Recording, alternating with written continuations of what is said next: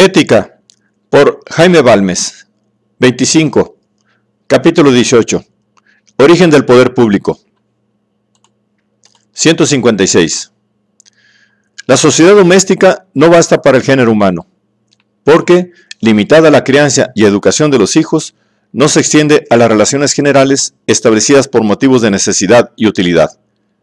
Sin la autoridad paterna, no será posible la conservación del orden entre los individuos de una misma familia. Sin la autoridad política, no fuera posible conservar el orden entre las diferentes familias. Estas serían a manera de individuos que lucharían entre sí continuamente, pues que, para terminar sus desavenencias, no tendrían otro medio que la fuerza. 157. Supuesto que Dios ha hecho al hombre para vivir en sociedad, ha querido todo lo necesario para que ésta fuera posible, por donde se ve que la existencia de un poder público es de derecho natural, y que lo es también la sumisión a sus mandatos. La forma de este poder es varia, según las circunstancias. Los trámites para llegar a constituirse han sido diferentes, según las ideas, costumbres y situación de los pueblos. Pero bajo una u otra forma, este poder ha existido y ha debido existir por necesidad, donde quiera que los hombres se han hallado reunidos. Sin esto era inevitable la anarquía y, por consiguiente, la ruindad de la sociedad. Esta doctrina es tan clara, tan sencilla, tan conforme a la naturaleza de las cosas, que no se explica fácilmente por qué se ha disputado tanto sobre el origen del poder. Reconocido el carácter social del hombre, así con respecto a lo físico como a lo intelectual y moral, el disputar sobre la legitimidad de la existencia del poder, equivalente a disputar sobre la legitimidad de satisfacer una de las necesidades más urgentes. El hombre se alimenta porque sin esto moriría. Se viste, se guarece, porque sin esto será víctima de la intemperie.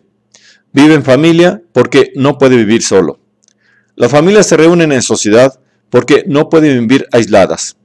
Y reunidas en sociedad están sometidas a un poder público porque sin él serían víctimas de la confusión y acabarían por dispersarse o perecer. ¿Qué necesidad hay de inventar teorías para explicar hechos tan naturales? ¿Por qué se han querido sustituir las cavilaciones de la filosofía a las prescripciones de la naturaleza? 158. Las variedades de formas del poder público es un hecho análogo a la variedad de alimentos, de trajes, de edificios. Lo que había en el fondo era una necesidad que se debía satisfacer.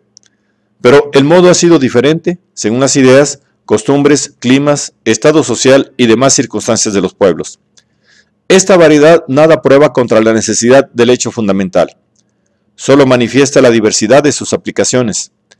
No indica que haya dependido de la libre voluntad, sino que la necesidad, la conveniencia u otras causas le han modificado. La variedad de alimentos, trajes y habitaciones no destruye la necesidad de estos medios, y el que, a la vista de la diversidad de las formas del poder público, finge contratos primitivos, por los cuales los hombres se hayan convenido en vivir juntos y en someterse a una autoridad, es no menos extravagante que quien se los imaginara unidos para convenir en vestirse, en edificar casas y en dar tal o cual figura a sus trajes, tal o cual forma a sus habitaciones. 159. ¿Cómo se organizó, pues, el poder público? ¿Cuáles fueron los trámites de su formación? Los mismos de todos los grandes hechos, los cuales no se sujetan a la estrechez y regularidad de los procedimientos fijados por el hombre. Debieron de combinarse elementos de diversas clases según las circunstancias.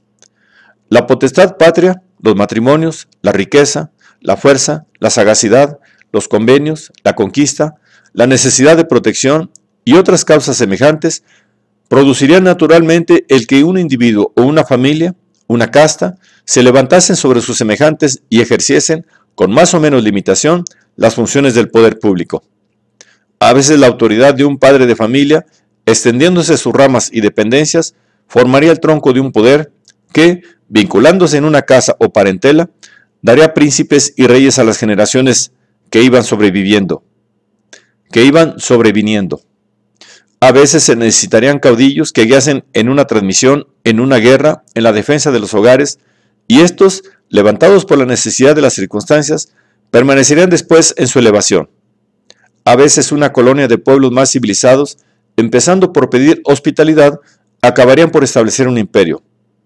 A veces un hombre extraordinario por su capacidad arrebataría la admiración de sus semejantes que, creyéndolo enviado por el cielo, se someterían gustosos a su enseñanza y mandatos, vinculando en su familia el derecho supremo.